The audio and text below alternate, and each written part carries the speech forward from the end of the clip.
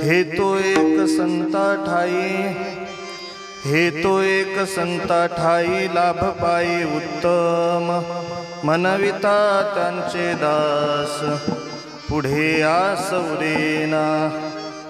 कृपादान केले संती, कृपादान केले संती कल्पांती सरेना, मनविता त्यांचे दास पुढे आस उरेना। तुका म्हणे संत सेवा, तुका म्हणे संत सेवा हेची देवा उत्तम, म्हणविता त्यांचे दास पुढे आस उरेना।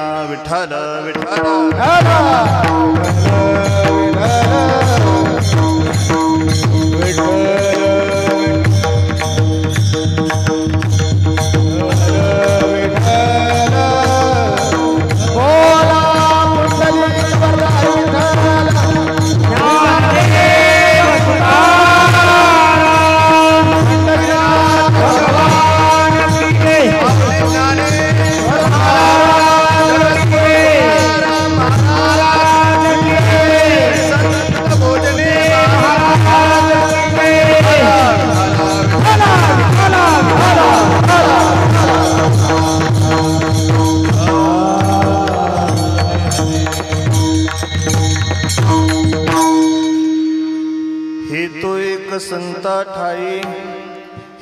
एक संता ठाई लाभ पायी उत्तम म्हणविता त्यांचे दास पुढे आस उरेना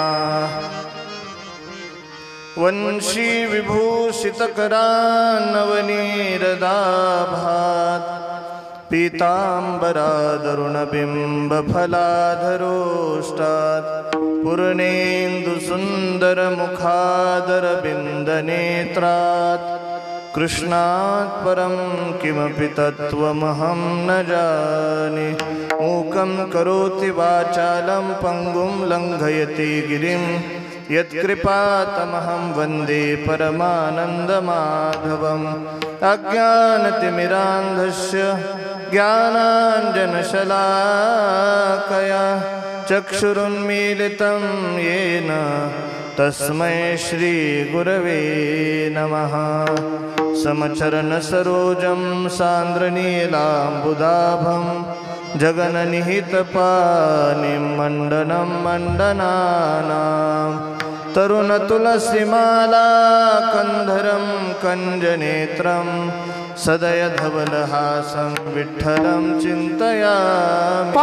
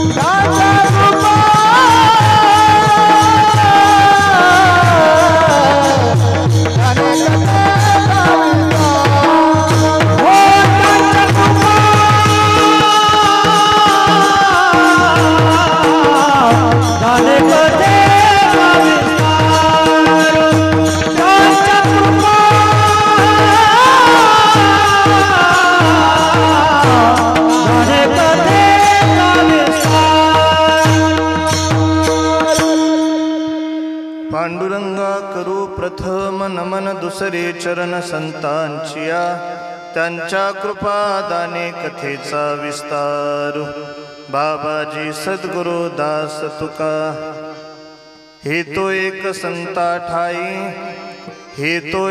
संता ठाई लाभ पायी उत्तम म्हणविता त्यांचे दास पुढे आस उरेना। प्रस्तुत प्राप्त प्रसंगी चिंतन रूपी सेवेकरिता निवडलेला अभंग श्रीमंत श्री जगद्गुरु तुकोबाराया यांचा असून प्रस्तुत अभंगामध्ये जगद्गुरु तुकोबारायाने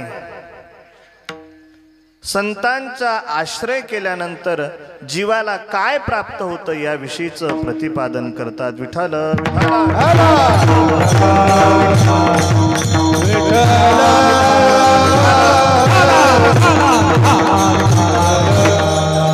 अभंगाचा भावार्थ पाहण्यापूर्वी अल्पसा परिहार देणं गरजेचं आहे। आज या ठिकाणी आपल्या या आटाळी गावामध्ये चालत असलेला अखंड हरिनाम सप्ताह तो किम निमित्तानं आहे हे सर्वांना ज्ञातच आहे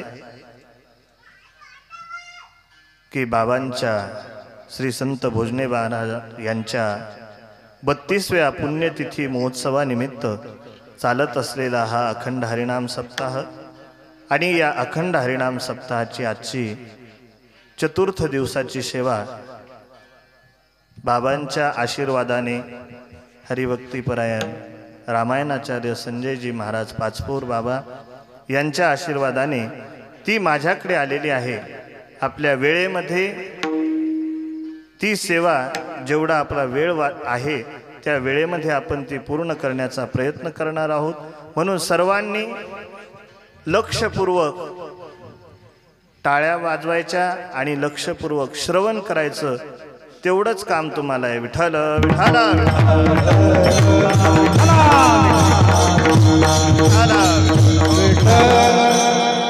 थोडे मागे बसलेले मंडळी थोडे समोर सरका, म्हणजे कसं आहे विठ्ठल विठ्ठल विठ्ठल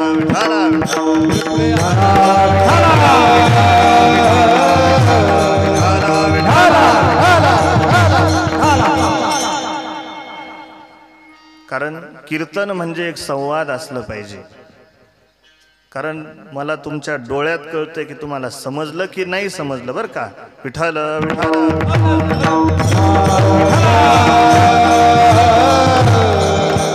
प्रस्तुत चिंतन रूपी सेवेकरिता निवडलेला अभंग जगद्गुरु तुकोबाराया यांचा असून प्रस्तुत अभंगामध्ये जगद्गुरु तुकोबाराय म्हणतात की हे तो एक संता ठाई लाभ पायी उत्तम म्हणविता त्यांचे दास पुढे आस उरेना।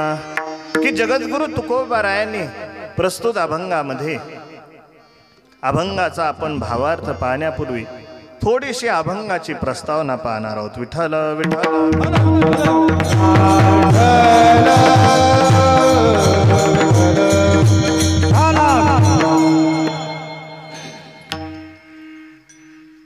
जगामध्ये आपण जीवन जगत असताना प्रत्येक जण कोणीही असो, श्रीमंत असो, गरीब असो, भिकारी असो, दरिद्री असो, प्रत्येक जण हा कोणत्या ना कोणत्या लाभासाठी जीवन जगत असतो बरं का। परंतु प्रत्येकाचा लाभ हा भिन्न भिन्न आहे। काय अहो, जेवढे व्यक्ती आहेत तेवढ्या प्रवृत्ती आहेत का? तुमच्या आटाळी गावातल्या सर्वांनाच कीर्तन आवडतंय का? आवडतंय का? आणि आवडलं असतं जर सर्वांची एक प्रवृत्ती असती तर आज या ठिकाणी बसायला जागा असती का? राहिली असती का? कारण जेवढे त्या ठिकाणी व्यक्ती आहेत तेवढ्या प्रवृत्ती आहेत। विठ्ठल विठ्ठल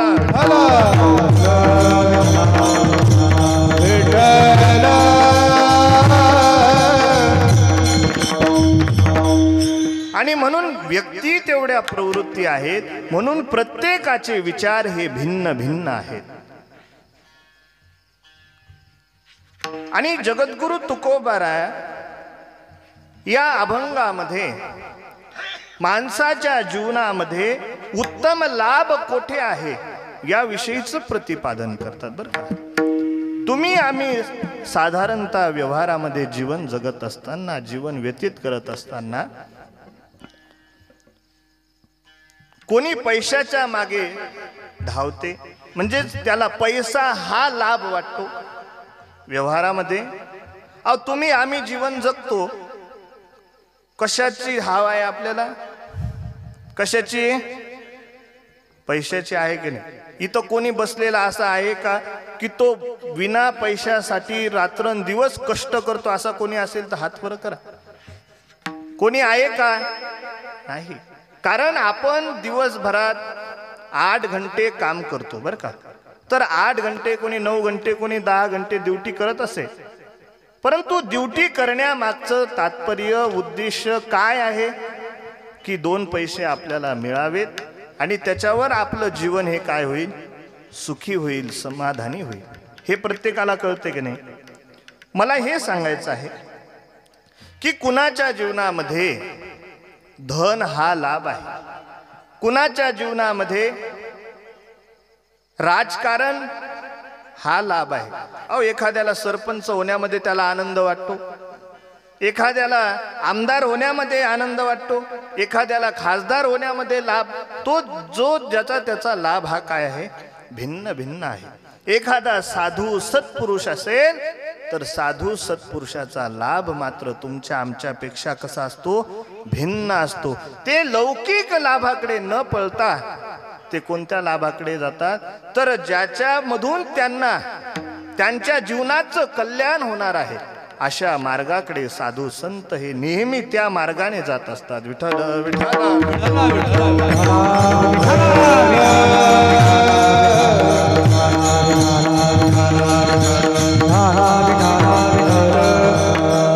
मी प्रथम तुम्हाला आवाज थोडा वाढवा, काय जास्त जोरात बोलावं लागू राहिलं. विठ्ठल विठ्ठल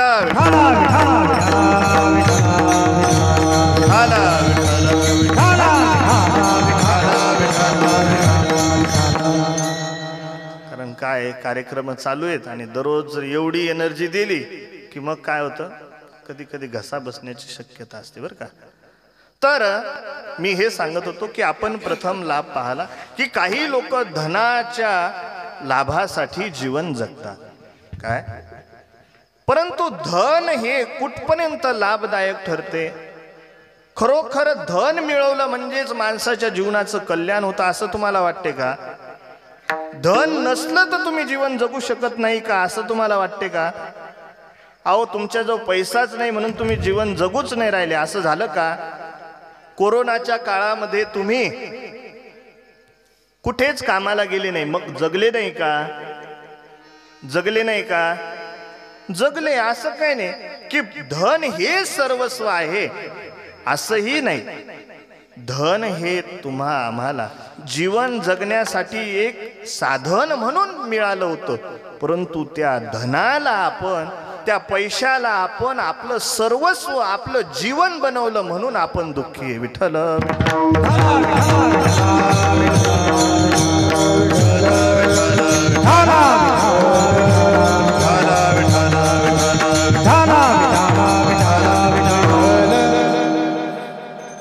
म्हणून धन कमवणं म्हणजे जीवनात उत्तम लाभ होणं आहे असं तुम्ही गैरसमज करून घेऊ नका. अहो तुम्हाला असं वाटते का की धन केवळ माणसंच कमवतात असं आहे का? नाही, धन हे पशु सुद्धा कमवतात. तुम्ही म्हणसाल महाराज पशु कुठे काम करतात का, कुठे धंदा करतात का, आणि ते धन कसं कमवणार? तर एक तुम्हाला छोटासा दृष्टांत सांगतो, व्यवहारातला दृष्टांत सांगतो. विठ्ठल विठ्ठल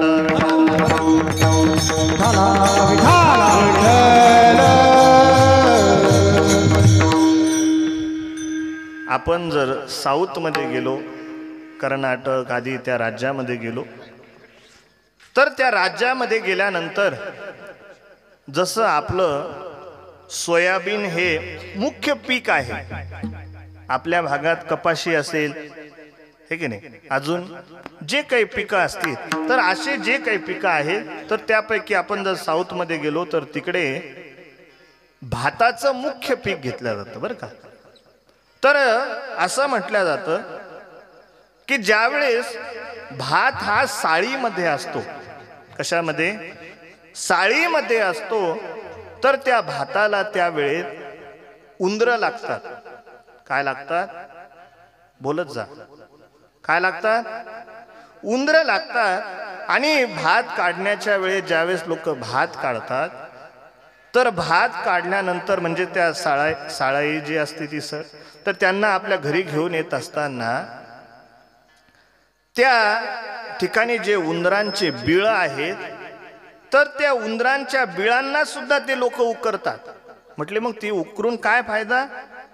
तर असं सांगतात की त्या उंदरांचे ज्यावेळेस बिळ उकरले जातात, तर त्यातून 10-10, 15-15 क्विंटल, किती? 10-10, 15-15 क्विंटल साळी त्या बिळातून ते लोक बाहेर काढतात. मला सांगायचं एकच आहे की धन केवळ मनुष्यच कमवतो असं नाही, धन हे पशु सुद्धा कमवतात. म्हणून धन कमवणे हे माणसाचं काय नाही, ध्येय नसावं, तर काय ध्येय असावं? विठ्ठल विठ्ठल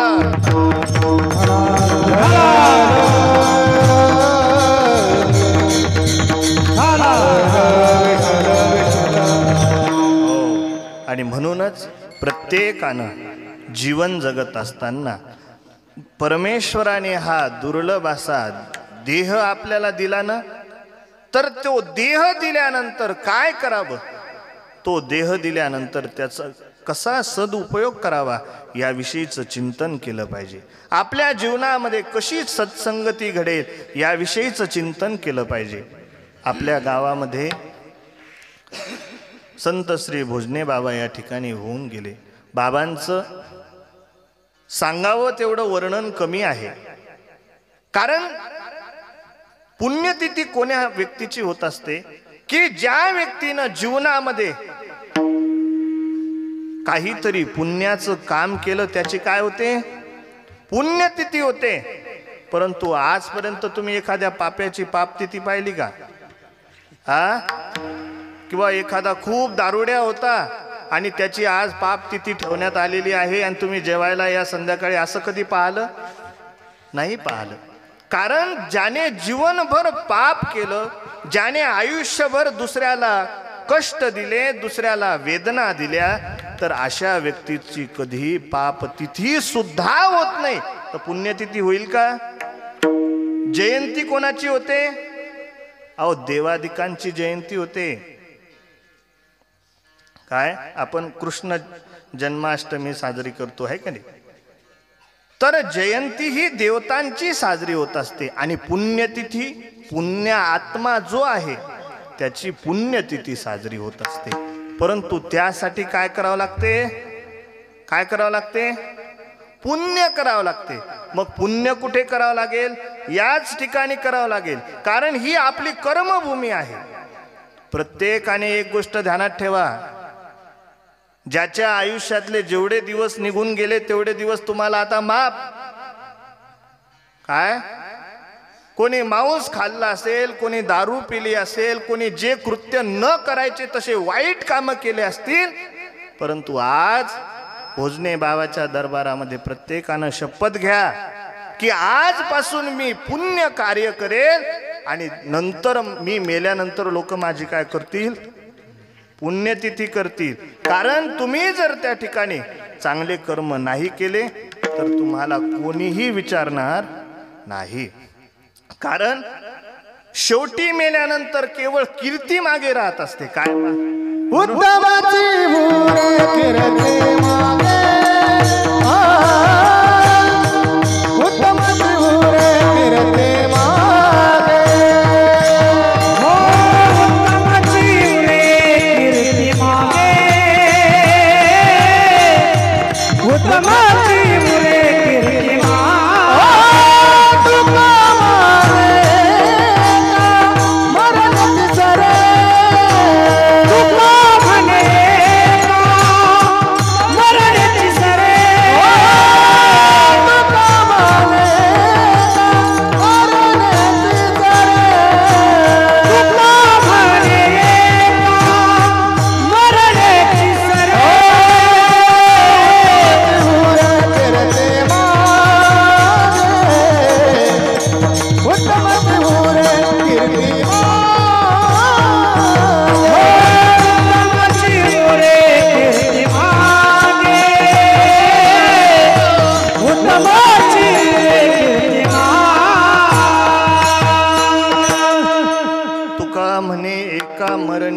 सरे सरे उत्तमची उरे कीर्ती मागे. विठ्ठल विठ्ठल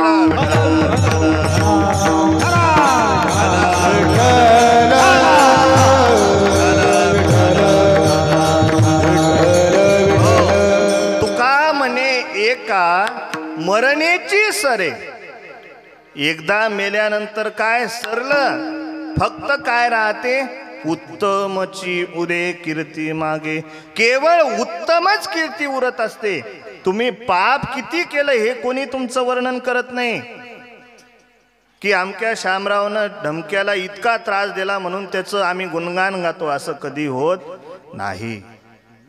काय? आणि म्हणून उत्तमची उरे कीर्ती मागे. म्हणून प्रत्येकानं आपली कोणीतरी कीर्ती करावी असं जर वाटत असेल, अहो तुमच्या समोरासमोर तर कोणी म्हणतंय शामराव पाटील तर खूपच चांगले माणसं आहे, असे ढमके टमके काय खूप स्तुती करतात. आणि माघारी गेल्यानंतर काय फायदा आहे? असं जीवन जगण्यात काहीही अर्थ नाही. म्हणून प्रत्येकाने मरावे परी कीर्ती रूपी उरावे. तसं भोजने बाबांनी आयुष्यभर परमार्थ केला. काय? आणि परमार्थ करून केवळ परमार्थ नाही केला, तर तुमच्या आमच्या सारख्या सामान्याला सुद्धा कृतीतून घडून आणलं. काही साधू हे बोलण्यातून समाज घडवत असतात आणि काही साधू हे कृतीतून समाज घडवत असतात. हे साधूचे दोन प्रकार. विठ्ठल विठ्ठल.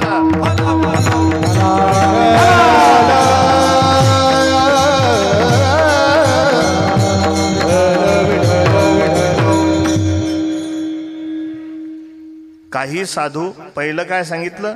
काही साधू हे बोलण्यातून समाजाला घडवत असतात. म्हणजेच काय?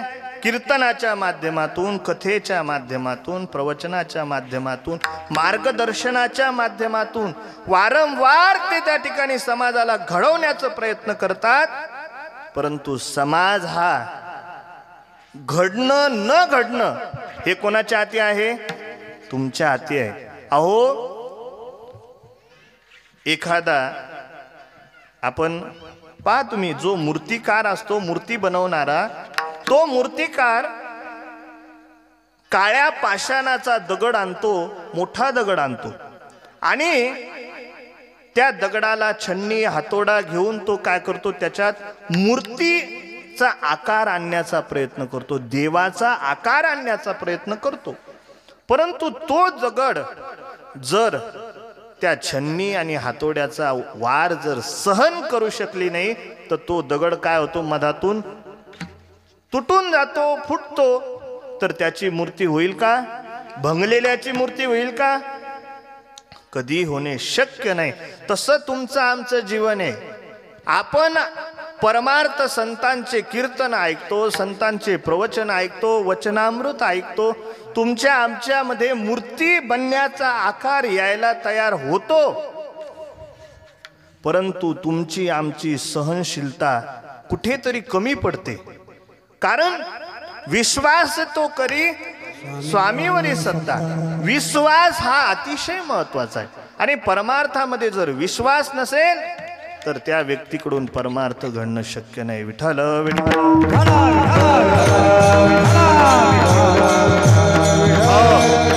तर मी तुम्हाला सांगत होतो की काही संत हे समाजाला बोलण्याच्या माध्यमातून समाज घडवतात आणि काही संत हे कृतीतून समाजाला घडवतात.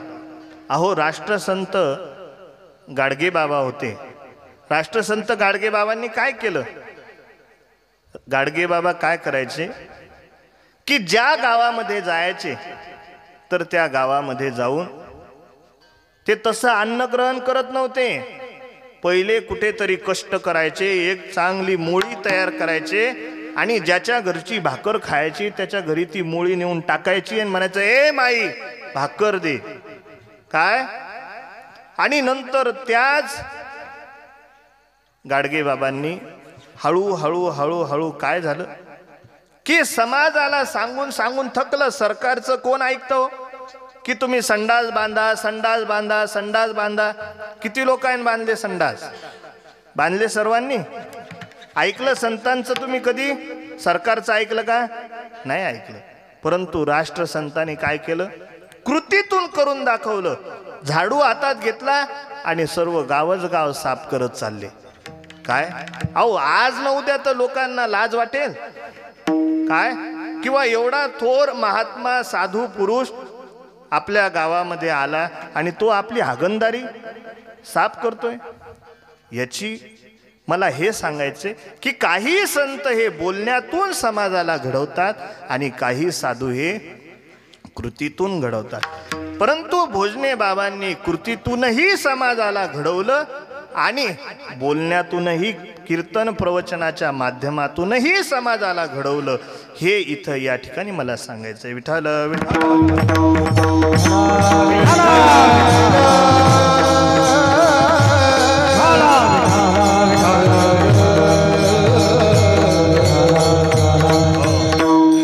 आणि म्हणून अशा थोर संत महात्म्याची या ठिकाणी 32वी पुण्यतिथी आहे. संत ज्या ठिकाणी राहतात तर त्या ठिकाणाला सोडून कधीही जात नसतात बरं का. एक गोष्ट ध्यानात ठेवा, तुम्हाला असं वाटू देऊ नका की आज भोजने बाबा आपल्यात नाहीत म्हणून, असं नाही.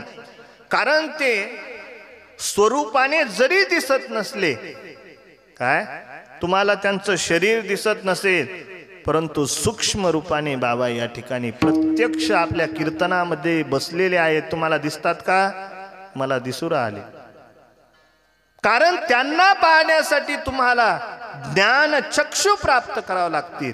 आणि जोपर्यंत ज्ञानचक्षु प्राप्त होत नाही तोपर्यंत आपल्याला संत कळू शकत नाही. जोपर्यंत ज्ञानदृष्टी आपल्याला प्राप्त होऊ शकत नाही तोपर्यंत स्वतःचा उद्धार करावा हे आपल्याला कळू शकत नाही. आणि जोपर्यंत ज्ञानदृष्टी प्राप्त होत नाही तोपर्यंत स्वहित कशामध्ये आहे ते आपल्याला कळत नाही. विठ्ठल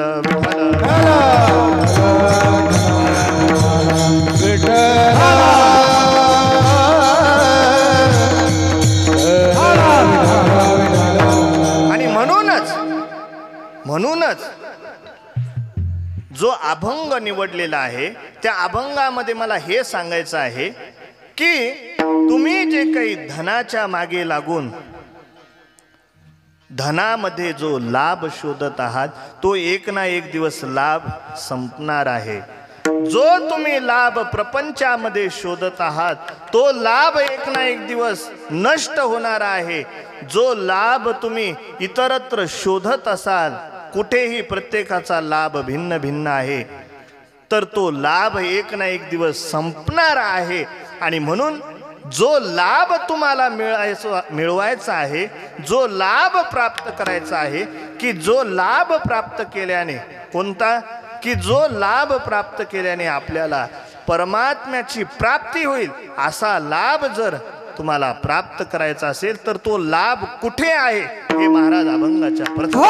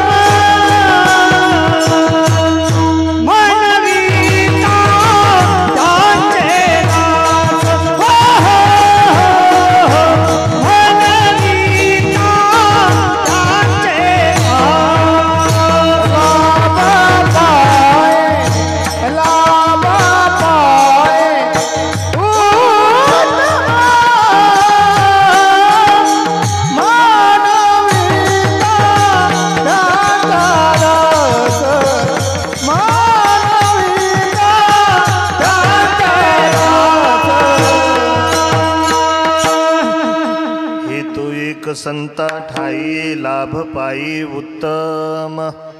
महाराज म्हणतात तुम्हाला जर तुमच्या जीवनाचा लाभ प्राप्त करून घ्यायचा असेल तर तो लाभ कुठे, हे तो एक संता ठाई लाभ पायी उत्तम, की तो लाभ तुम्हाला संत चरणावरती प्राप्त होईल.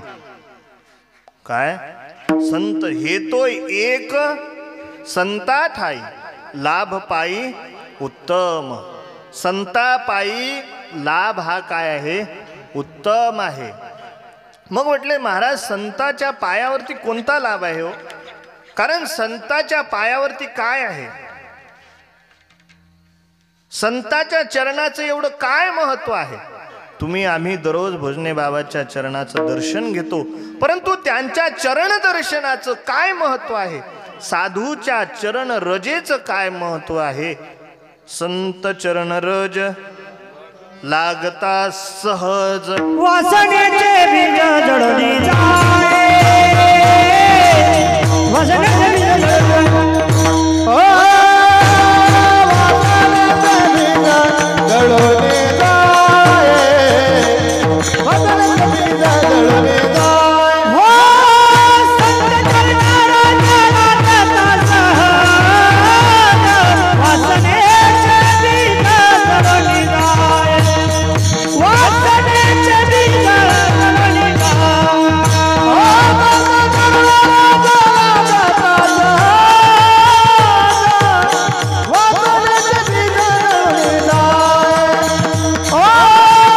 वासनेचे बीज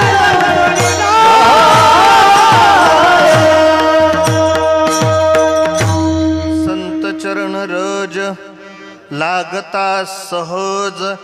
काय म्हणतात महाराज? संत चरण रज लागता सहज. बर का, सहज, ती काय मुद्दामून नाही. लागता सहज वासनेचे बीज जळून जाय. पहा, आपल्या चित्तामध्ये वासना राहतात, विविध वासना राहतात. काय? विविध वासना ज्या राहतात, तर त्या वासनेचं बीज म्हणजे त्याचं जे मूळ आहे, बीज आहे, तर त्या बीजाचा नाश करते. पहा तुम्ही, तुमच्या शेतामध्ये लवाळी उगते का? इकडे केना उगतो का? केना उगते ना? तुम्ही त्याच्यावर किती राऊंड अप मारा, ते जळतंय का हो? अहो ते आम्ही तर त्या लवाळावर औषध मारू मारू कंटाळलो. खरंच सांगतो बरं का, अनुभव हीच खात्री. काय अक्षरशः कंटाळलो त्या लवाळावर औषध मारू मारू, परंतु ते लवाळ काही कामापुरतं वरचं वरचं वाळतंय, आणि पाणी दिलं की डबल उगून येते.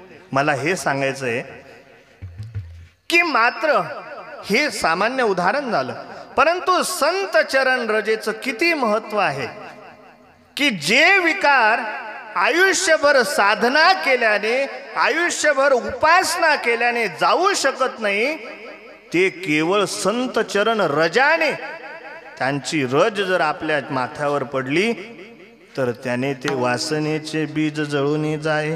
पहा, अनेक उदाहरणे याविषयी मला सांगता येतील, परंतु वेळ आपल्याला कमी, की संत चरण रजेनं काय होऊ शकत नाही. म्हणून प्रत्येक ज्यावेळेस चैतन्य महाप्रभूच्या जीवनातलं उदाहरण तुम्हाला सांगतो की चैतन्य महाप्रभू हे फार मोठे संत वैष्णव. प्रत्येकाला, मला तर वाटतं की तुम्हाला माहीत असेल की इस्कॉन तर माहीत असेल. तर इस्कॉन प्रभुपादांनी चैतन्य महाप्रभूची जी काही परंपरा होती, तर त्या परंपरेला आज इस्कॉनच्या माध्यमातून संपूर्ण जगभर त्याचा विस्तार केला. संपूर्ण जगभर हिंदू संस्कृती नेऊन पोहोचवली, संपूर्ण जगभर गीतेला नेऊन पोहोचवलं. हे उपकार कोणाचे आहेत? प्रभुपादांचे आहेत. हे मला, कारण सर्वसामान्यापर्यंत गीता पोहोचवणं, विदेशातील लोकांना भारतीय संस्कृतीविषयीचं प्रेम निर्माण करणं, हे त्यांनी केलं. आणि हे चैतन्य महाप्रभू ज्यावेळेस कोणी जर त्यांच्या दर्शनाला गेला, तर त्यांच्या दर्शनाला गेल्यानंतर ते काही असे हाताने आशीर्वाद नव्हते देत, ते त्याच्या डोक्यावर डायरेक्ट पाय ठेवायचे. काय? त्याच्या मागचं तात्पर्य एवढंच होतं की याच्या अंतकरणातील जर वासनेचे बीज असतील, तर ते बीज एखाद्या रजकणेनं काय होतील? जळून जातील. परंतु त्यांचा जर आपण पूर्व इतिहास पाहला, तर ते चैतन्य महाप्रभू पूर्वी, म्हणजेच त्यांनी दीक्षा घेण्याच्या पूर्वीचा जर कालावधी पाहला, विद्यार्थी अवस्थेतला कालावधी पाहला, तर ते निमाई पंडित, की जे न्यायशास्त्राचे प्रकांड पंडित होते, न्यायशास्त्राचे प्रकांड पंडित होते.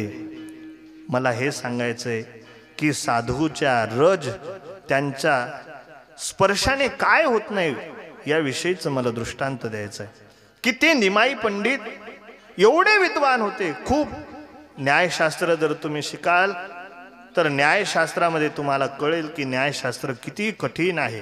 तर न्यायशास्त्र एवढं कठीण असून सुद्धा त्याचे ते प्रकांड पंडित होते. आणि एक दिवस गंगेच्या काठावरती काहीतरी एखाद्या ग्रंथाचं वाचन करत असताना, पाठांतर करत असताना ते निमाई पंडित गंगेवरती थोडा वेळ फिरत होते. फिरल्यानंतर थकले तर मग गंगेमध्ये पाय घालून बसले. आणि गंगेत पाय आपता आपण सहज पाण्यात बसलो की काय करतो, पाय मारतो की नाही असे.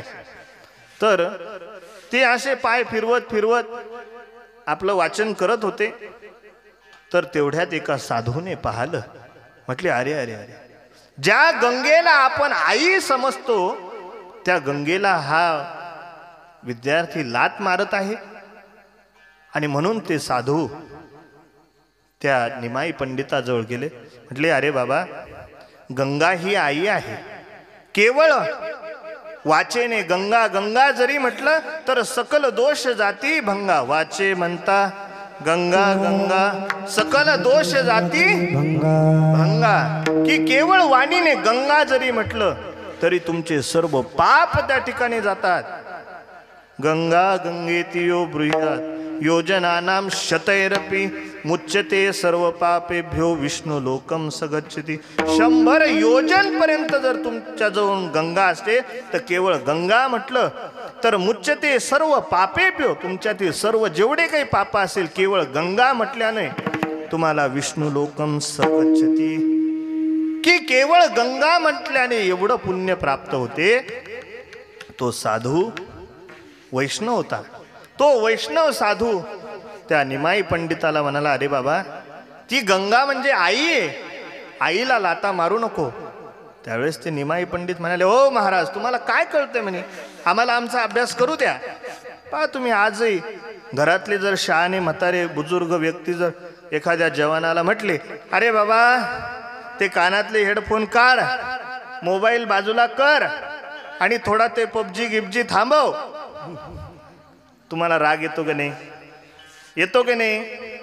नाही, आपल्या गावातले सोडून बरं का, बाहेर गावचे ते मागचे नाही. आपल्या गावातले पोरं चांगले आहेत, इथं कीर्तनात उभे आहेत आहे की नाही, आपल्या गावातले सोडून. तर थोडस बोललं की सळसळतं रक्त असते, सहन करण्याची शक्ती असते का? नाही. निमाई पंडित सुद्धा तसेच सळसळतं रक्त. ओ महाराज, आम्हाला आमचा अभ्यास करू द्या, तुम्ही तुमचं काम करा. पहा, त्या महात्म्याला वाटलं की कदाचित याचं हृदय आपण दुखवलं असेल, म्हणून एवढे थोर नामधारी वैष्णव साधू त्या विद्यार्थ्याला म्हणाले बाबा, मी बोलल्याने जर तुझं अंतकरण जर दुखवलं असेल तर मला क्षमा कर बरं का, मनामध्ये काही राग धरू नको. आणि साधू त्या ठिकाणावर निघाले आणि गंगेमध्ये गेले. आणि गंगेमध्ये एक डुबकी साधूने मारली. आणि डुबकी मारल्यानंतर साधूचे निघून गेले. परंतु ज्या गंगेच्या पाण्यामध्ये साधू डुबकी मारून निघून गेले होते ते पाणी आता त्या निमाई पंडित जो पाय फिरवत होता त्याच्या तळ पायाला लागलं. काय? ते पाणी, साधूच्या स्नानाचं पाणी त्या निमाई पंडिताच्या पायाला लागलं.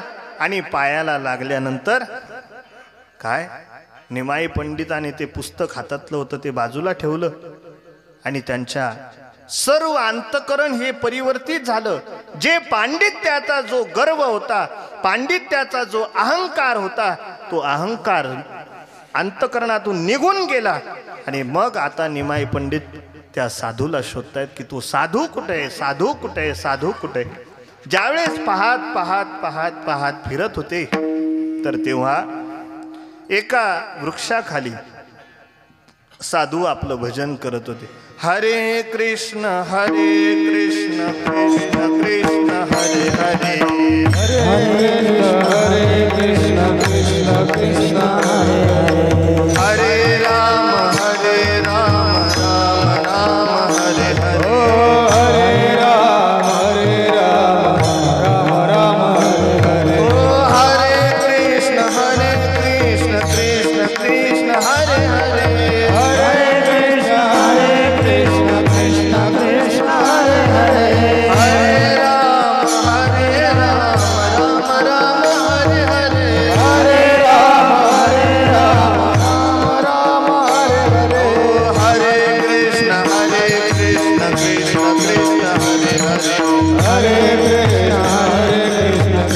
कृष्ण हरे ओ हरे राम राम राम हरे हरे हरे राम राम राम हरे साधू आपल्या मस्तीमध्ये भजन करत होते. हरे राम राम राम हरे हरे हरे कृष्ण कृष्ण कृष्ण हरे हरे असं भजन करत असताना त्यावेळेस चैतन्य महाप्रभू हे जे निमाई पंडित होते हे त्या साधूच्या चरणावर लागले आणि म्हटले, महाराज मला माफ करा, तुमचे वचन मी मोडले. तुम्ही ज्यावेळेस मला समजून सांगायला आले होते तर त्यावेळेस मी तुमचं ऐकलं नाही, परंतु आता अनुभूती आल्यानंतर तुम्ही काय म्हणा सांगितलं, महाराज आम्हाला तुमच्याकडून गुरुमंत्र द्या. आणि तोच हा मंत्र आहे, हरे राम राम राम हरे हरे हरे कृष्ण कृष्ण कृष्ण. त्यांना दीक्षा देऊन टाकली. गेलं पांडित्य. कशाचा परिणाम आहे हा? केवळ साधूच्या स्नानाचं पाणी त्यांच्या चरणाला लागलं तर माणसामध्ये परिवर्तन झालं. आणि साधूच्या जर चरण रजाचं जर एक कण जर तुमच्या माथ्यावर पडला तर तुमचे वासनेचे बीज जळणार नाहीत का? जळून जातील. महाराज विठ्ठल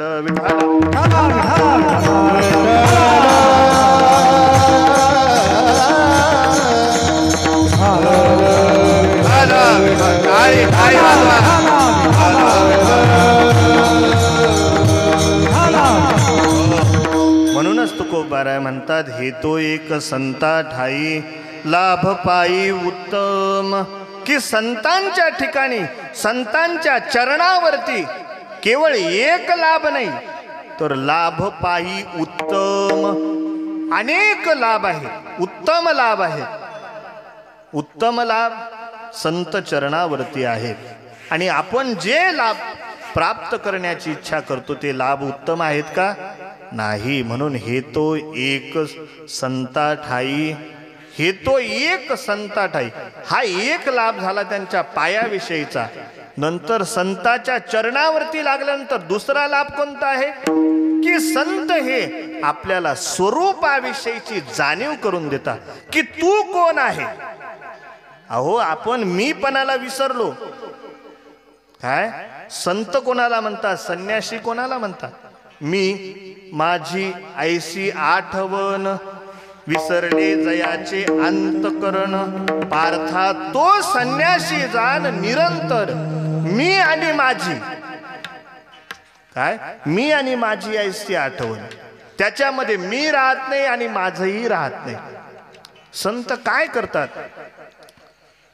निज स्वरूपाला आपल्याला प्राप्त करतात, प्राप्त करून देतात. आणि निज स्वरूप प्राप्त केव्हा होऊ शकते? ज्यावेळेस आपण संत चरणावरती लागू त्यावेळेस ते आपल्याला निज स्वरूपाला प्राप्त करून देतात. विठ्ठल विठ्ठल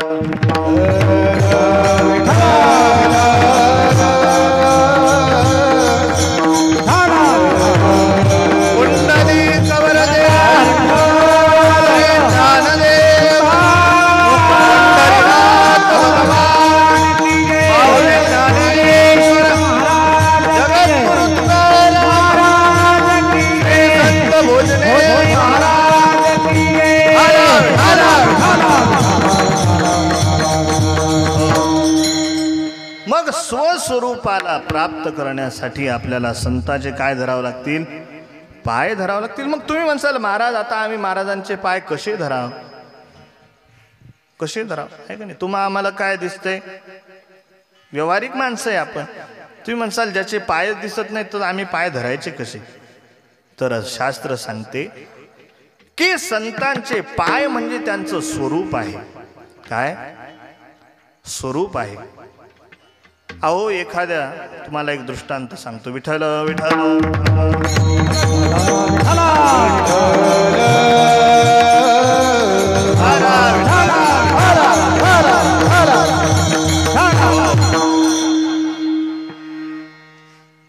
अहो व्यवहारामध्ये आपण बऱ्याच वेळा ऐकतो, बरेच लोक म्हणतात महाराज तुमचे पाय आमच्या घराला लावा.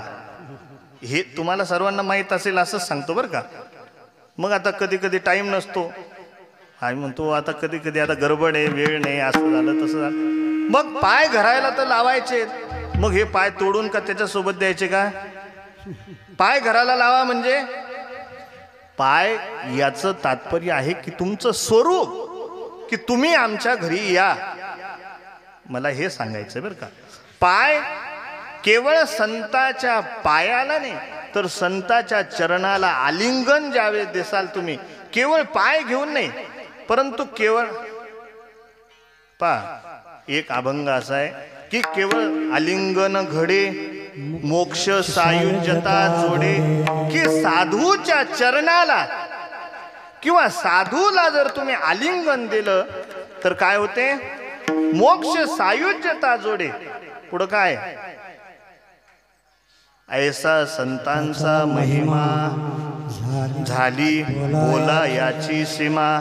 ऐसा संतांचा महिमा. काय महिमा आहे?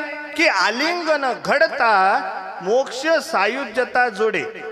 ऐसा संतांचा महिमा.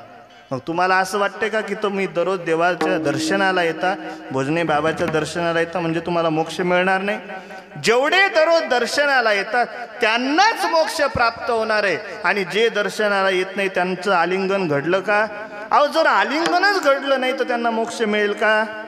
मिळणारच नाही. हे साधं व्यवहारातलं उदाहरण. विठ्ठल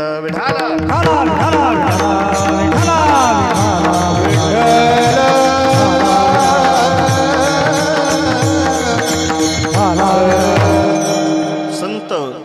तिसरी गोष्ट मला ही सांगायची की संत स्वस्वरूपाला प्राप्त करून देतात. तुमचं आमचं स्वस्वरूप काय आहे? स्वस्वरूप म्हणजे मी आत्मा आहे. कोण आहे तुम्ही? बोला, कोण आहे तुम्ही? शरीर आहे. अहो, शरीर तुम्ही आहेत का? आहे होत नाही म्हणा. शरीर तुम्ही आहे का? आहे आहे का? हो म्हणा, नाही म्हणा. जाऊ द्या, मीच सांगतो. जर शरीर तुम्ही शरीराला मी समजत असाल तर मग शरीर जर तुमचं आहे तर ज्यावेळेस तुम्ही बालक होते त्यावेळेस तारुण्यात आले, तारुण्याचे मोठे झाले, तुमच्यामध्ये होणारे बदल जे चालले त्याला तुम्ही परावर्तित म्हणजे त्याला तुम्ही थांबू शकले का आजपर्यंत? काय थांबू शकले का? अहो, तुम्हाला जसं जवानीमध्ये जसं दिसत होतं, जशी क्लिअर दृष्टी होती, जसं चांगल्या कानाने ऐकू येत होतं, जसं नाकाने सुंदर सुगंध दुर्गंध वास येत होता, तसा जसे जसे इंद्रिय थकतात येतो का? येतो का? मग जर तुम्ही शरीराला माझं म्हणाल तर मग तुम्ही तुमच्या इंद्रियावर तुमचा अधिकार असावा. अहो, जसं तुमच्याकडे 1 एकर शेती आहे, ती कोणाची म्हणता तुम्ही? शेजारच्याची म्हणता, कारण त्याच्यावर तुमचा अधिकार आहे. हे तर तुम्हाला कळतं की नाही? जर शरीरावर जर तुमचा अधिकार आहे तर त्या इंद्रियांना तुम्ही थांबू शकता का? त्यांना डोळ्यावर जो येणारा पडदा आहे तर तो पडदा तुम्ही घालवू शकता का? ती शक्ती तुमच्यामध्ये आहे. म्हणून एक गोष्ट ध्यानात ठेवायची, हे शरीर मी, देह हा मी नाही. देह नो हे मी सरे उरला उरे विठ्ठल, उरला उरे विठ्ठल, उरला उरे विठ्ठल. देहा मी सरे उरला उरे विठ्ठल, उरला उरे विठ्ठल, उरला उरे विठ्ठल. उरला उरे विठ्ठल.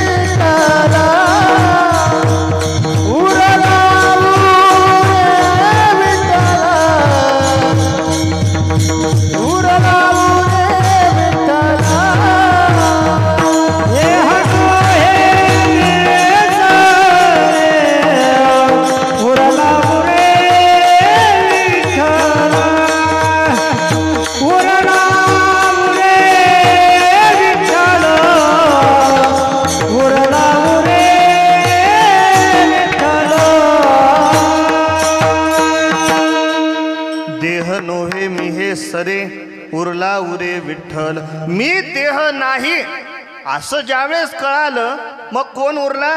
उरला उरे विठ्ठल. केवळ विठ्ठलच उरतो. म्हणजेच काय? देह मी नाही हे कळलं पाहिजे. आणि स्वस्वरूपाला प्राप्त करून देण्याचं कार्य हे सद्गुरू करत असतात, संत करत असतात. म्हणून तुकोबाराय म्हणतात, हे तो एक संता ठाई लाभ पायी उत्तम. की हा लाभ संताच्या चरणावरती लागल्यानंतर आहे, परंतु संताच्या चरणावर केवळ लागून जमत नाही, तर त्यांची सेवा करावी लागते. तनु मनु जीवे चरणाशी लागावे, अगरवता करावे दास्य. तन मन धनाने तुम्हाला सेवा करावं लागेल. तन मन धनाने ज्यावेळेस तुम्ही सेवा कराल, त्यावेळेसच तुम्हाला सद्गुरू उपदेश करतील. सद्गुरू कोणालाही उपदेश करत नाहीत बरं का. अहो, तुम्हाला उदाहरण सांगतो. विठ्ठल विठ्ठल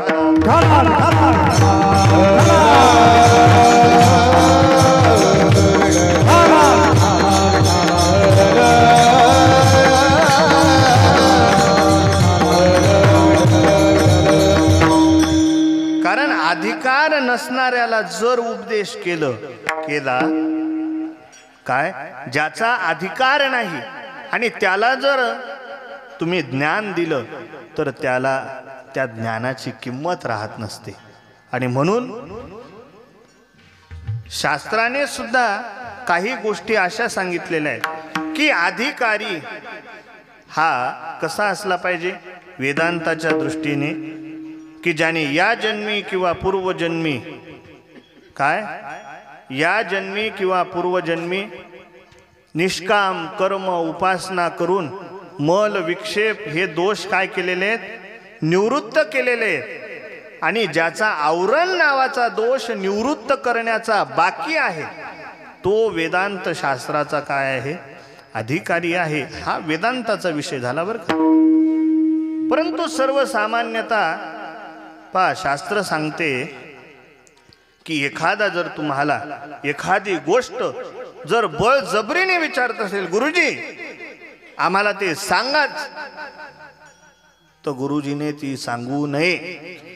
कारण जर त्याला जर जबरदस्तीने जर ती गोष्ट सांगितली, एखादं गुह्य शास्त्र असते काय, भगवंताने गीता सर्वांना सांगितली का? नाही. कारण भगवान सांगतात, इति गुह्यतमम शास्त्र. अर्जुना, हे मी जे तुला सांगत आहे हे इति गुह्यतमम शास्त्र, हे गुह्यतम शास्त्र आहे. हे एखादा ज्ञानी असेल, विद्वान असेल, त्यालाच देऊन फायदा आहे. ज्याला काही कळतच नाही त्याला सांगून काय उपयोग आहे? अहो, पालत्या घागरीवर किती पाणी ओतलं तर घागर भरेल का? नाही भरू शकत. त्याचप्रमाणे आहे की ज्याला त्याविषयी ज्ञानच नाही, तर अशाला, अहो एखादा इंजिनिअरिंगचा पोरगा आहे आणि इंजिनिअरिंगचा त्याला इंजिनिअरिंग कळेल, परंतु एखादा डवरे हाणणार आहे, वखरपाळी करणार आहे, त्याला बसले सांगत, अरे बाबा इथं एवढं सेंटीमीटर तेवढं सेंटीमीटर काय असेल नसेल ते सर्व, तर त्याला कळणार आहे का? नाही. म्हणून कारण शास्त्र सांगते की जो पात्र नसेल त्याला जर तुम्ही ज्ञान देसाल, तर तो त्या ज्ञानाचा दुरुपयोग करेल. म्हणून गुरु विद्या देताना सुद्धा का शास्त्राने का सांगितलं की अगोदर तन मन धनाने गुरुच्या चरणावर लागा, त्यांची सेवा करा, नंतरच दास्यत्व स्वीकाराल, तेव्हाच तुम्हाला गुरु काय करतील? का सांगितलं? कारण की दास्यत्व स्वीकारणे म्हणजेच की माझ्यातला जो मीपणा आहे, त्या मीपणाला सद्गुरूच्या चरणावर ठेवणे, म्हणजे अहंकाराला त्यांच्या चरणावर ठेवणे म्हणजे दास्यत्व आहे. विठ्ठल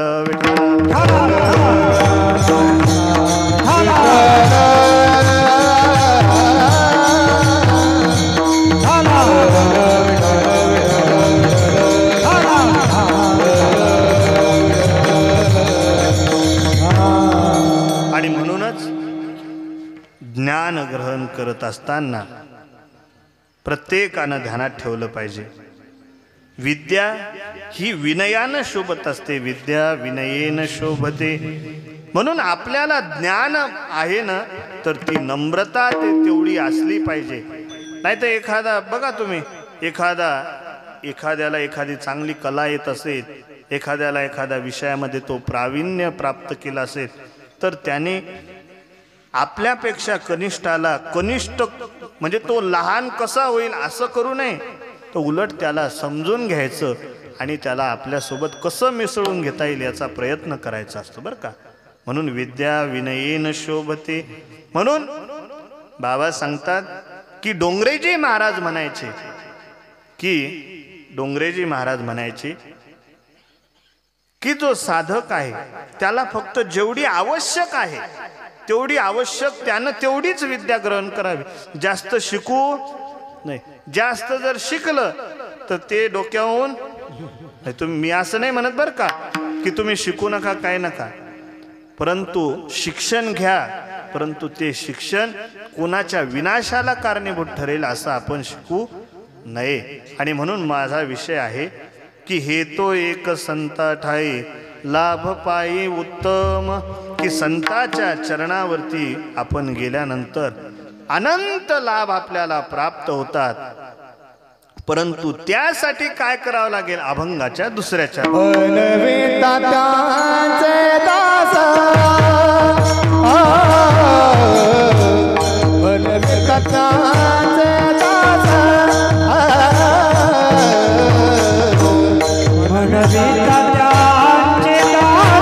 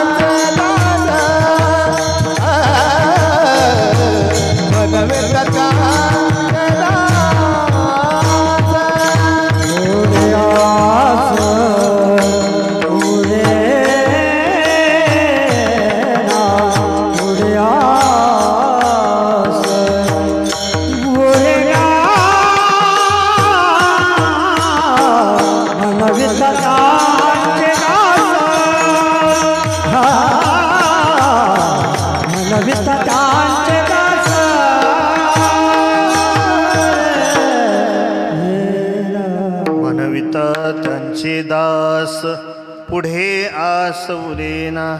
काय संतांचं दास्यत्व स्वीकारलं, एकदा त्यांनी आपल्याला दास म्हणून स्वीकारलं, काय त्यांनी आपल्याला स्वीकारलं, मग जीवनामध्ये कोणतीच काळजी करायचं काम नाही बरं का.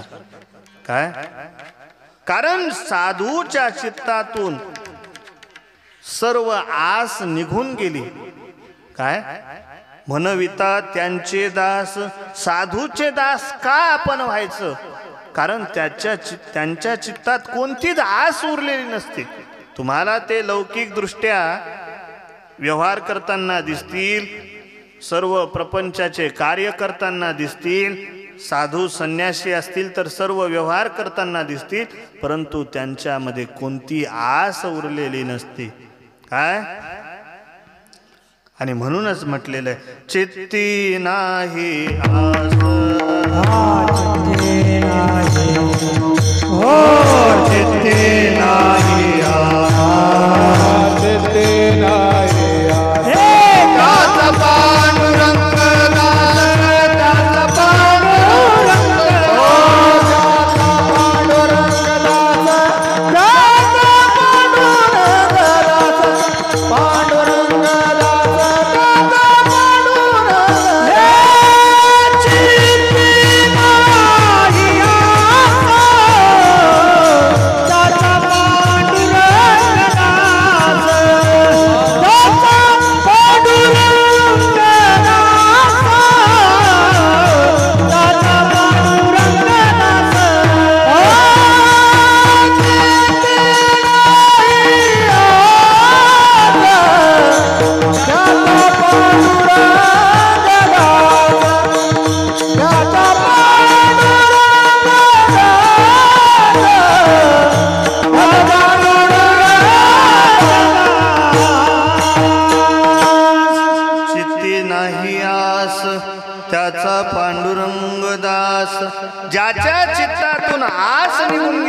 दास म्हणजेच काय? आशा.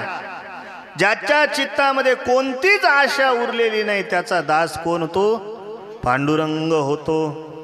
तुमच्या आमच्या चित्तामध्ये काय? आशा आहे. आणि आशा, धनाची आशा, मानाची आशा, अनेक आशा आहे. जी आशा आहे ती आशाच आपल्या अधपतनाला कारणीभूत आहे. अहो आशा काय काय करत नाही हो, काय करत नाही. आशा उपजली भगवंताशी, काय नीच वामनत्व आले. अहो देवाला सुद्धा आशा उपजली तर त्याला काय वामन म्हणून बलीच्या दरबारामध्ये जावं लागलं, द्वारपाल होऊन राहावं लागलं.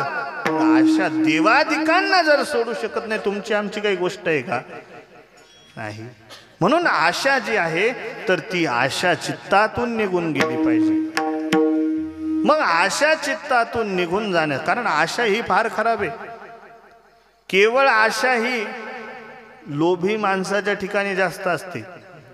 आणि लोभी गुरून लोभी चेला जर असला तर मग काय होतं? एक आठवला दृष्टांत सांगतो तुम्हाला. विठाल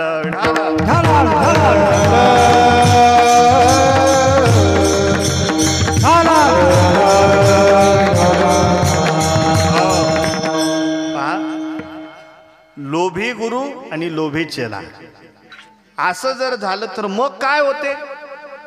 अहो गुरुला सुद्धा शिष्याकून आशा जर असेल आणि शिष्याला जर गुरुकून आशा असेल तर मग काय? पण ती आशा कोणती असावी? पारमार्थिक नाही. ही आशा पहा, आता तुम्हाला सांगतो एक दृष्टांत पहा. एका ठिकाणी एक गुरु, म्हणजे असेच गुरु, फिरणारे या आज इथं उद्या तिथं तिथं तिथं असे फिरणारे. तर एक दिवस एक गुरु एका शिष्याच्या घरी गेले आणि शिष्याच्या घरी गेल्यानंतर त्या ठिकाणी मस्त 8-10 दिवस थांबले. आता 8-10 दिवस थांबल्यानंतर दुष्काळाचे दिवस होते. शिष्याला वाटलं की आता गुरु किती दिवस थांबतात, पण जा म्हणता येत नाही. काय? मग शिष्य गुरुजवळ म्हणाला, गुरु महाराज अहो यावर्षी काय सांगावं, एवढा दुष्काळ आहे, एवढा दुष्काळ आहे की अन्नधान्य सुद्धा खायला नाही. आपल्याकडे चांगलं आहे, आपल्याला नाही बरं का त्याला. नाही तुम्ही म्हणसाल आम्हाला नाही का, तुम्हाला भरपूर आहे. तर तो सांगू लागला गुरु महाराज. त्याला वाटलं, असं म्हटलं की हे जातील उद्या निघून. मग सांगितली त्यानं सर्व व्यथा सांगितली. गुरु म्हणाला की हा शिष्य लय चालाक आहे, खूप हुशार आहे. याला असं वाटते की गुरुला वाटत होते कधी हा दक्षिणा देतो आणि कधी मी जातो, परंतु चेला हुशार, त्यानं अगोदरच आपली हकीकत सांगून दिली. म्हटले महाराज अहो यावर्षी काहीच नाही, दुष्काळ आहे म्हटल्यावर गुरु काय म्हणणार आहे. पण गुरु हुशार. गुरुनं विचार केला, म्हटले याच्याकडे एक सुंदर घोडी आहे, आपण एरी पायी पायी फिरतो, याची जर घोडी आपल्याला मिळाली तर आपलं काम भागून जाते. मग गुरुनं सकाळी विचार केला आणि सकाळी स्नान वगैरे झालं. आणि स्नान वगैरे झाल्यानंतर पूजेला बसले. पूजेला बसल्यानंतर गुरुच्या अंगात आलं ना, घोडी दे घोडी दे घोडी दे घोडी दे. लागले गुरु डोलायला. आता शिष्याला वाटलं गुरु महाराजाच्या अंगात आलं, काय दे? घोडी दे घोडी दे. त्याला वाटलं आता कसा पिच्छा सोडायचा, आता घोडी आता द्यावाच लागणार आहे. देव म्हणतो घोडी दे घोडी दे घोडी दे. मग शिष्यानं विचार केला, म्हटले आता काय करावं. मग त्यानं पाहिलं की गुरु महाराजाच्या अंगावर चांगली चांगली भारीची घोडी होती, समजा त्या जुन्या काळात 1000 रुपयाची.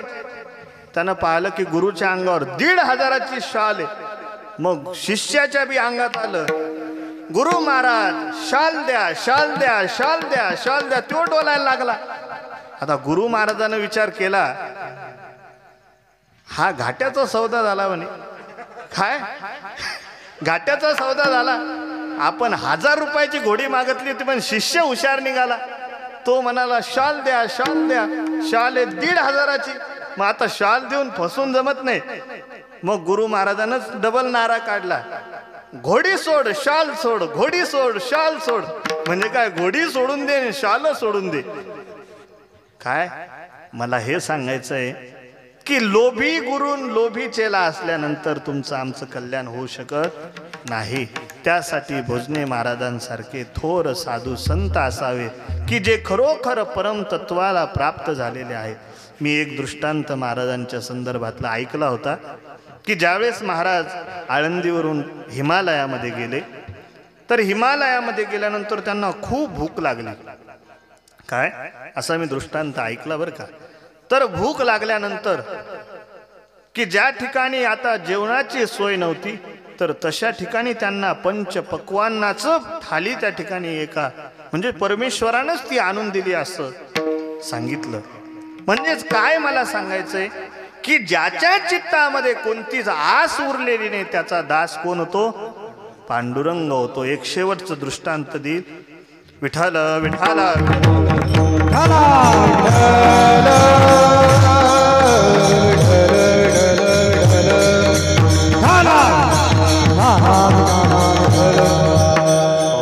आणि म्हणून जे साधू पुरुष असतात, जे संत असतात, तर त्यांच्या जीवनामध्ये कधीच आस नसते. परंतु साधू हे काय करू शकत नाही. नामदेव रायांच्या जीवनातलं एक दृष्टांत देतो की नामदेव रायांच्या जीवनातला एक दृष्टांत असा आहे की त्यांचा विवाह राजाईशी झाला. म्हणजे त्यांच्या ज्या धर्मपत्नी होत्या, तर परिस्थिती ही अतिशय नाजूक गरीब परिस्थिती. नामदेवराय हे भगवंताचं भजन करायचे आणि भजन करत असताना प्रपंचामध्ये काय लागत नाही हे गृहिणीला माहीत असते. की तिला माहिती आहे की तिखट मीठ भोजनासाठी व्यवस्था कशी करावी लागते. आणि त्यांची परिस्थिती पाहून एक परिसा भागवत नावाचे भक्त होते, त्यांची जी धर्मपत्नी आहे, तर तिला दया आली. म्हटले, बाई अगं तुझ्या घरामध्ये कधी जेवायला असते कधी नसते. तुमचे मालक हे भजनामध्ये सदैव दंग असतात. तू काय कर, आमच्या मालकाला पांडुरंग रखमाईच्या कृपेने रखमाईनं आमच्या मालकांना परिसा भागवतांना एक परीस दिलेला आहे. तो परीस जर तुम्ही लोखंडाला लावला तर त्याचं काय होते, सोनं होते. आणि बाई हा परीस तू घेऊन जा, तुझ्या घरामध्ये जेवढे काही लोखंडाचे भांडे असतील, काही अवजार असतील, जे काही असेल त्याला लावून घे आणि आमचा परीस आम्हाला आणून दे. आता राजाईला वाटलं, तिने सुरुवातीला खुरप्याला लावून पाहिलं. खुरप्याचं काय झालं, सोन्याचं खुरपं झालं. जेवढे सोन्या लोखंडाचे भांडे होते, काय असेल नसेल सर्व याला लावून घेतला परीस आणि सर्व ते विकलं. आणि बाजारातून काय मस्त सुंदर असं भोजनाचं साहित्य आणलं. गहू आणले, तांदूळ आणले, डाळ आणली आणि सुंदर दूध आणलं. आणि बाईनं आज घरामध्ये सुंदर पुरणपोळीचा आधी स्वयंपाक केला. घराला पूर्ण सारवलेला आहे आनंदामध्ये की आज आपल्या घरी पुरणपोळीचा नैवेद्य आहे आणि आज पुरणपोळी खायला मिळणार आहे. ज्यावेळेस महाराज आले आणि आल्यानंतर पाहतात की आज घरामध्ये काहीतरी नवीन दिसत आहे. आणि पाहिल्यानंतर म्हटले, देवी अगं काय हे, आज घरामध्ये भोजनाचा व्यंजनाचा खूप सुगंध येत आहे. अहो म्हटले, महाराज.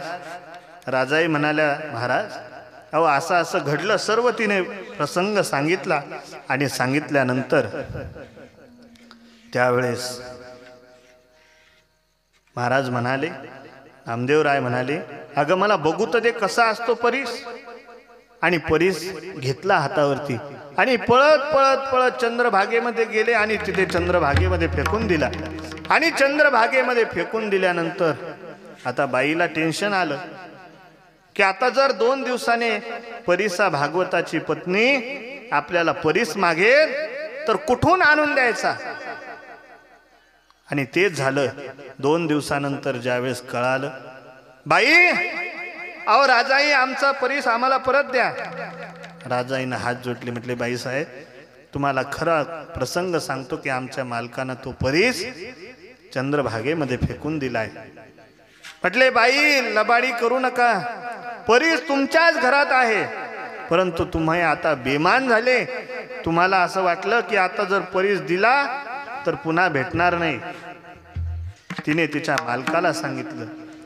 परिसा भागवत ज्यावेळेस नामदेवरायांच्या घरी आले, म्हटले महाराज हे कारण आम्हाला सांगू नका की परीस इकडे फेकला का तिकडे फेकला, आम्हाला आमचा परीस आणून द्या. त्यावेळेस नामदेवरायांनी त्या परिसा भागवताचा हात पकडला आणि म्हटले चला. चंद्रभागेवरती नेलं आणि चंद्रभागेतून एक असं हात घातला आणि त्याच्यातून दगड काढले. दगड काढले आणि म्हटले घ्या तुमचा याच्यातला कोणता परीस आहे. त्यांना वाटले दगड येत आणि दगडाला परीस म्हणतोय माणूस, काय वेडा झाला की काय. अहो म्हटले यातला एक उचला, किती लागतात तुम्हाला घ्या. त्यांनी एक उचलला आणि लोखंडाला लावला. तर काय झालं, त्या दगडातून त्या ठिकाणी लोखंडाचं सोनं झालं. हे केव्हा शक्य होतं, ज्याच्या चित्तातून आस निघून गेलेली आहे, ज्याचा केवळ परमात्म्यावर विश्वास आहे. म्हणून म्हटलं चित्ती नाही आस त्याचा पांडुरंग दास, असे भक्ताची घरी कामे न सांगता करी विठोबा रखुमाई. जय विठोबा. टाळी टाळी सर्वांनी टाळी वाजवा.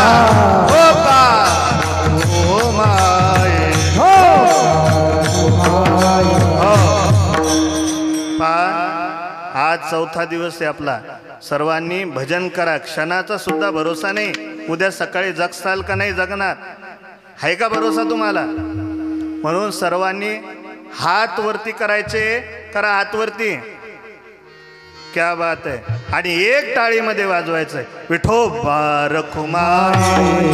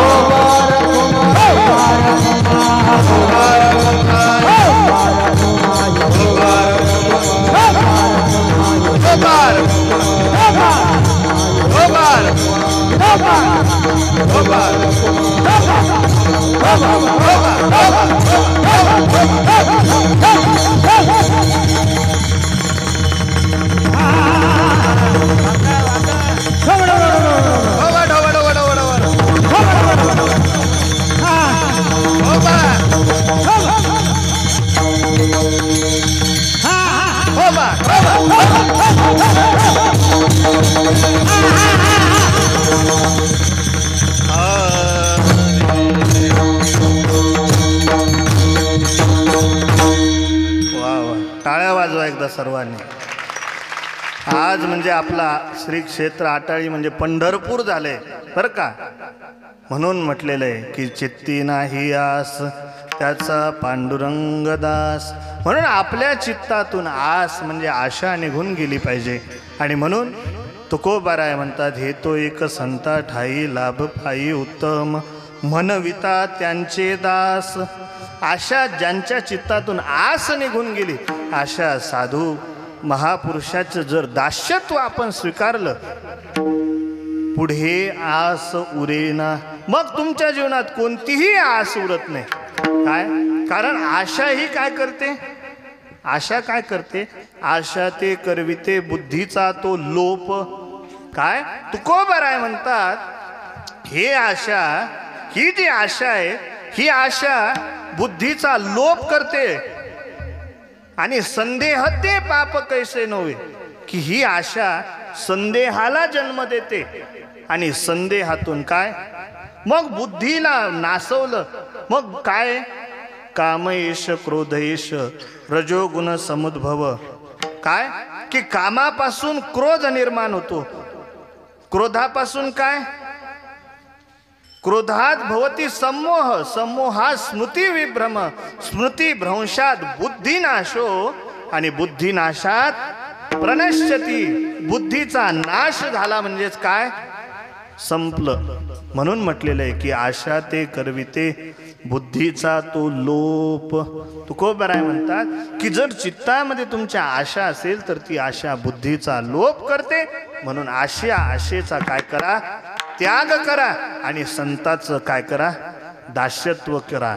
आणि अशा संतांनी समाजावर काय उपकार केले, त्यांनी जे काही उपकार केले त्या उपकाराचं तुकोबाराय म्हणतात आम्ही किती वर्णन करायला गेलो तर ते वर्णन आमच्याकडून होऊ शकत नाही. अभंगाच्या 3ऱ्या चरणात कृपादान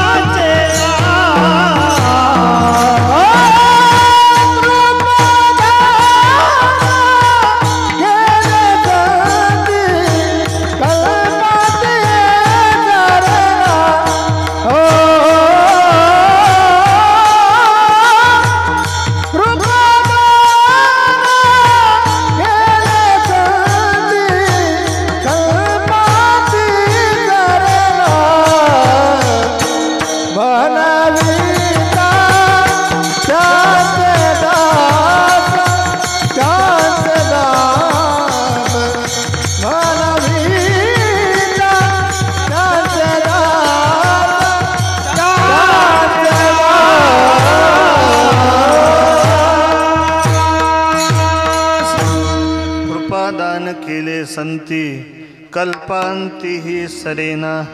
कृपादान केले संती, संतांनी जे आपल्याला कृपादान केलं काय ते कल्पांती ही सरेना, त्यांनी जे आपल्याला आपणास केलेलं आहे म्हणजे त्यांनी जे आपल्याला त्यांच्या झोळीमध्ये घेतलेलं आहे त्यांचं सानिध्य प्राप्त केल्यानंतर तुकोबाराय म्हणतात त्यांनी जे उपकार आपल्यावर केले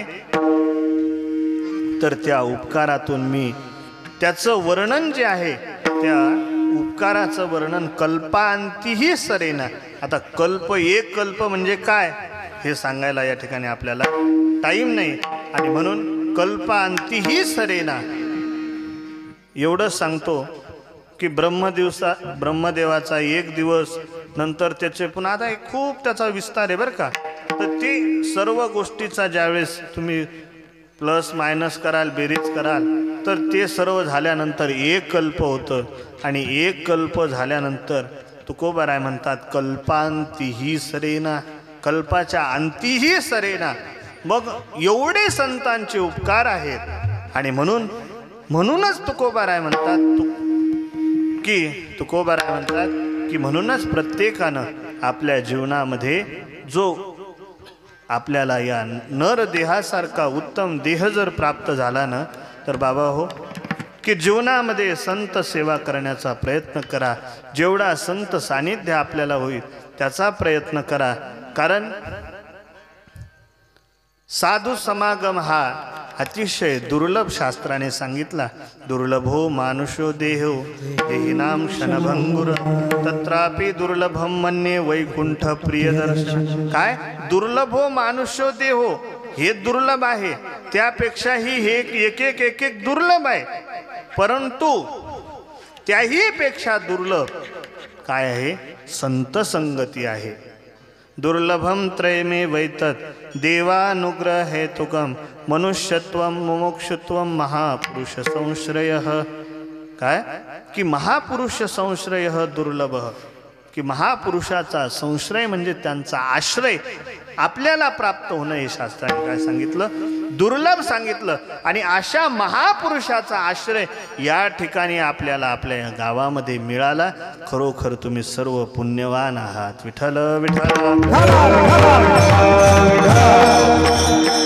ज्यांच्या घरी बाबा राहिले ते त्याही पेक्षा पुण्यवान आहेत. कारण मी एक वेळेस आश्रमाच्या वर्गणीच्या निमित्ताने या ठिकाणी आलो होतो, तर बहुतेक भाऊंच्या घरीच बाबांचं जे काही आसन आहे सर्व आहे, तर ते मी त्या ठिकाणी त्याचंही दर्शन केलं होतं की त्या ठिकाणी बाबा राहिले. कारण ज्या ठिकाणी संत महापुरुष राहतात तर ती भूमी पवित्र आहे, तो देश पवित्र आहे. आणि ज्यांच्या घरामध्ये ते राहिले त्यांचं तर सर्व कुटुंब हेच त्या ठिकाणी पवित्र आहे. कारण त्यांच्या पिढ्या त्या ठिकाणी उद्धरल्या गेल्या, त्याला कोणीही नाकारू शकत नाही. आणि म्हणून अशा थोर महापुरुषाचं सानिध्य आपल्या गावाला प्राप्त झालं. म्हणून खरोखर या आटाळी गावचे जेवढे काही लोक असतील ते खरोखर भाग्यवान आहेत की तुमच्या गावातून एक साधू पुरुष अवतरित झाले, या ठिकाणी ते राहिले. आणि या ठिकाणी राहून केवळ तुमचं आटाळी गावच नाही, तर या आटाळी गावात ते ज्या ज्या परिसरामध्ये ज्या ज्या ठिकाणी बाबा गेले असतील तर तो देश म्हणजे त्या काळात आता ज्या ज्या गावामध्ये त्यांचे चरण लागले तो भाग आहे, ती भूमी आहे, ते सर्व पवित्र झालेलं आहे. आणि म्हणून अशा या पवित्र भूमीमध्ये आल्यानंतर जे स्पंदन आहे, जी अनुभूती आहे, ती अनुभूती तुम्हाला प्राप्त करून घ्यायची असेल तर दिव्य दृष्टी तुम्हाला प्राप्त करावी लागेल. दिव्य तुम्हाला जागृती प्राप्त करून घ्यावी लागेल. आणि ती केवळ तुम्हाला विश्वासाने प्राप्त होईल. आणि म्हणूनच तुकोबाराय म्हणतात की देवा, की आमच्या जीवनामध्ये असे जे थोर महापुरुष आहे, तर अशा थोर महापुरुषाची सेवा आमच्या हाताने सदैव घडत राहू, हीच तुमच्या चरणी प्रार्थना. ही अभंगाच्या संत सेवा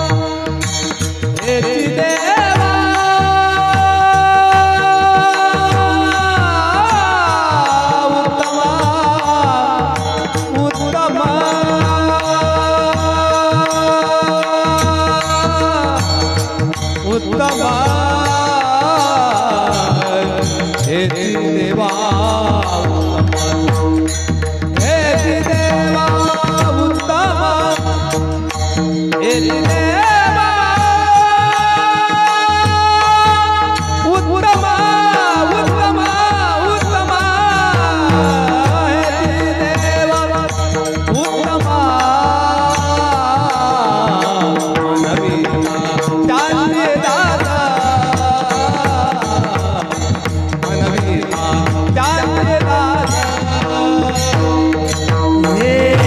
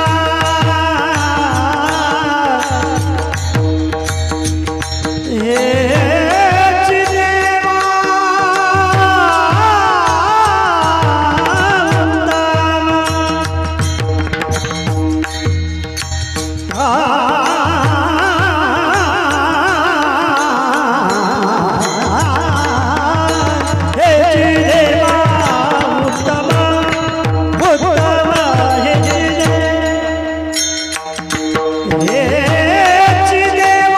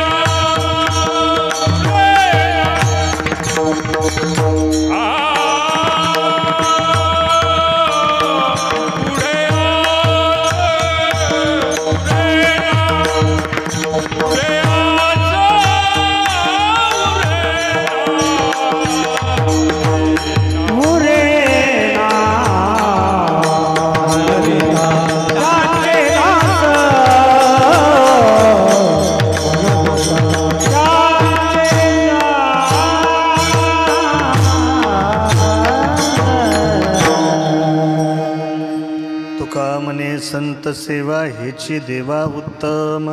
तुकोबाराय म्हणतात, तुका म्हणे संत सेवा हेची देवा उत्तम. देवाच्या सेवेपेक्षाही कोणाची सेवा उत्तम आहे? संत सेवा उत्तम आहे. म्हणून एक गोष्ट ध्यानात ठेवा, देवपूजा करताना जर आपल्या दारी संत आले तर संतांची अगोदर पूजा करा, त्यांचं स्वागत करा. म्हणजेच काय, देवपूजेचं सुद्धा तुम्हाला पुण्य प्राप्त होईल. आणि संत पूजा जर सोडून तुम्ही देवपूजा करत बसले तर भगवान म्हणतात की तो माझ्या डोक्यावर दगड फेकतो, दगड. आता एवढं सांगायला मला काही वेळ नाही, झालेली सेवा, आपला वेळ संपूर्ण झालेला आहे. शेवटी दोन शब्द या ठिकाणी आपल्या आटाळी गावामध्ये सुंदर भव्य दिव्य प्रमाणात यावर्षी अल्प स्वरूपामध्ये हा आपला उत्सव आहे. दरवर्षी भव्य स्वरूपामध्ये हा असतो आणि त्या निमित्ताने आदरणीय संजय महाराज पाचपूर बाबा यांच्या मार्गदर्शनाखाली हा उत्सव चालू आहे. आणि त्यांचाच मला फोन आला होता, ते म्हणत तुमची एक तारीख द्या. म्हटलं ठीक आहे. तर त्यांच्याच आज्ञेतून ही सेवा या ठिकाणी बाबांच्या आशीर्वादाने, भोजने बाबांच्या आशीर्वादाने संपन्न झालेली आहे. शेवटी या ठिकाणी उपस्थित सर्व गायक वादक वृंद, आमचे लांडे महाराज असतील, नंतर लळे महाराज असतील, दोन्हीही सुंदर असे मृदंगाचार्य मंडळी असतील, विनेकरी बाबा असतील, सर्व या ठिकाणी उपस्थित सर्व महाराज मंडळी असतील, भालदार चोपदार मंडळी, पारायणाचार्य मंडळी असतील, सर्वांचे या ठिकाणी मी आभार व्यक्त करतो. आणि विशेष करून आमचे सर्वांवरती प्रेम करणारे आमचे सुलतानी बुवा की जे पहिल्यापासून आश्रमाशी निगडीत आहे.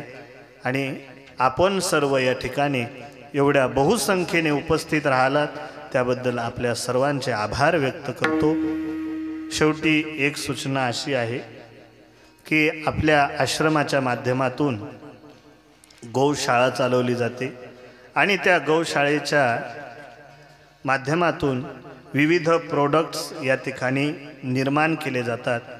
गौशाळेच्या माध्यमातून हे गोनिधी पंचगव्य आयुर्वेदिक साबण आहे की ज्या साबणामुळे अनेकांचे खाज सारखे रोग निवृत्त झाले, म्हणजे खाज असेल हे पूर्ण गायीच्या पंचगव्यापासून निर्माण झालेलं साबण आहे। दुसरं गोनिधी पंचगव्य नीम आणि तुलसी असं हे आयुर्वेदिक साबण आहे की ज्यांच्या चेहऱ्यावरती वारंवार फुटकुळ्या येतात, पिंपल्स येतात, तर त्यांच्यासाठी हे पूर्ण आश्रमामध्ये तयार केलेले, याच्यामध्ये कोणतंही केमिकल न वापरता हे साबण या ठिकाणी तयार केलेले आहेत। नंतर या ठिकाणी गोनिधी तुलसी अर्क तयार केलेला आहे की आपण पूजेमध्ये गंगाजल वापरतो, गोमूत्र वापरतो, परंतु आता प्रत्येकाच्या घरी गाय असेलच म्हणून असं नाही, प्रत्येकाकडे गंगाजल असेल म्हणून असं नाही, म्हणून यामध्ये नीम आपलं तुलसी अर्क याला नाव दिलेलं आहे की यामध्ये देवपूजासाठी गंगाजल आणि तुलसी याच्यापासून हे तयार केलेलं आहे। म्हणजे आपण जे काही पूजेला साहित्य वगैरे मांडतो तर त्याच्या पवित्रीसाठी ते आहे। नंतर गोनिधी गोमूत्र नीम स्प्रे, हा जो स्प्रे आहे तर हा गोमूत्रापासून तयार केलेला आहे। आजपर्यंत याला खूप डिमांड आहे। आम्ही एका गावामध्ये कीर्तनाला गेलो आणि सहज तिथे हे सांगितलं असं तर त्या ठिकाणी एका टायमात जवळपास 500 स्प्रे गेले आणि या स्प्रेचा असं त्या ठिकाणी लोकांना अनुभव आहे की ज्यांनी 1,00,000 रुपये दवाखान्यामध्ये खर्च केले आणि कसलीही तुमची चर्मरोगावरची खाज असेल तर हा स्प्रे त्या ठिकाणी मारा, तर तुमची खाज ही गेल्याशिवाय राहणार नाही। असा हा नीम स्प्रे आहे आणि याची किंमत काही जास्त नाही, फक्त 40 रुपये। आता मला तर वाटतं की तुमच्यासाठी काही नसेल अजून। त्याचप्रमाणे गोशाळेच्या माध्यमातून कोरोना काळामध्ये आपण प्रत्येकाने सॅनिटायझर, हँडवॉश आदी हे सर्व वापरलं, म्हणून या ठिकाणी गोनिधी पंचगव्य लिक्विड हँडवॉश, म्हणजे तुम्ही संडासून आले किंवा जेवण करण्यापूर्वी आपण जे हात धुतो साबणाने, तर त्यासाठी हे गोनिधी लिक्विड हँडवॉश तयार करण्यात आलेलं आहे की आपण जे इतरत्र कंपन्यांचं वापरतो तर त्या व्यतिरिक्त जर आपण गोशाळेचं वापरलं तर ते जो येणारा निधी आहे तो गोशाळेसाठी कामी पडेल।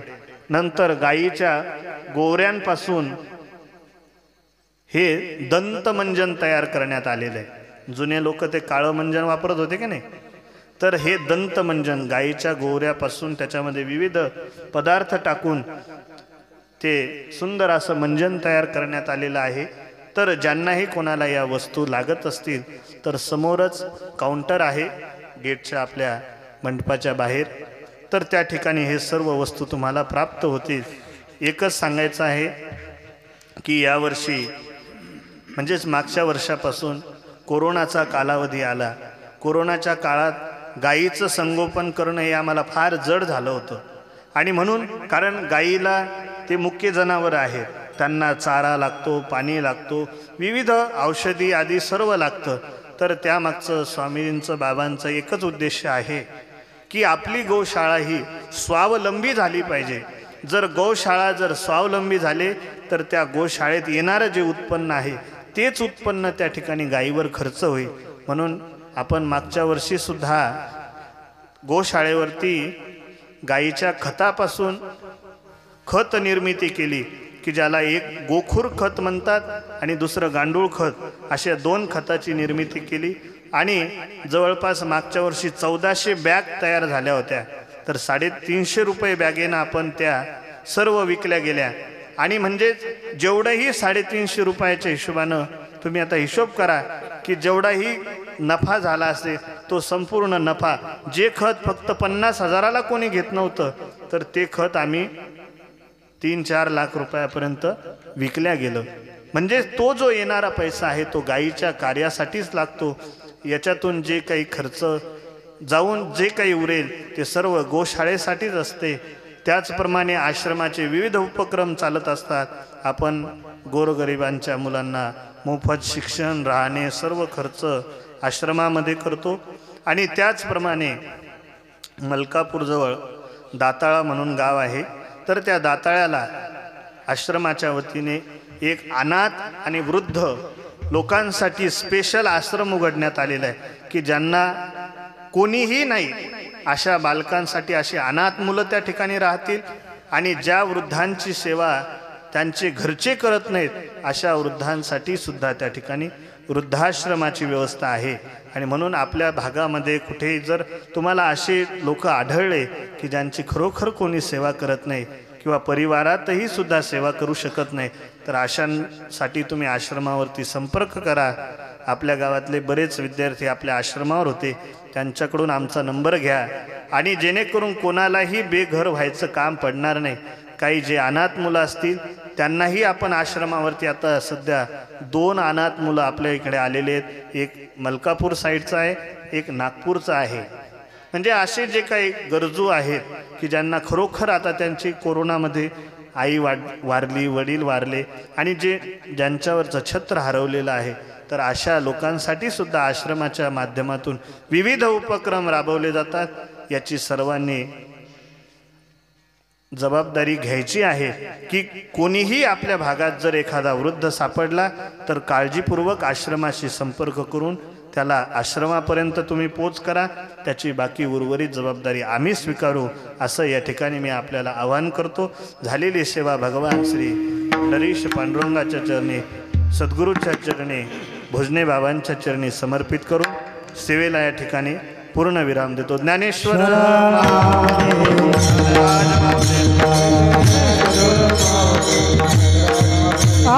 ज्ञानेश्वर ज्ञानेश्वर ज्ञानेश्वर माऊली ज्ञानेश्वर माऊली, हो माऊली, ज्ञानेश्वर माऊली, भोजने बाबा नमो नमः, श्री भोजने बाबा नमो नमः, जय भोजने बाबा नमो नमः, गुरु भोजने बाबा नमो